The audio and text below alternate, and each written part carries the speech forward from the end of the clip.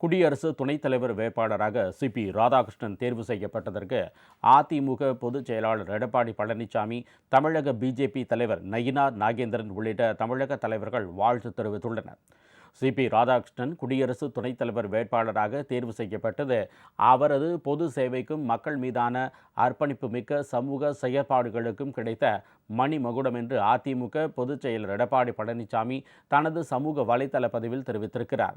தேசிய ஜனநாயக கூட்டணியின் சார்பில் தமிழ்நாட்டைச் சேர்ந்த ஒருவரை குடியரசு துணைத் தலைவர் வேட்பாளராக தேர்வு செய்ததற்கு பிரதமர் நரேந்திர மோடிக்கும் நட்டா உள்ளிட்ட பிஜேபி தலைவர்களுக்கும் நன்றியை தெரிவித்துக் கொள்வதாகவும் எடப்பாடி பழனிசாமி தெரிவித்துள்ளார்.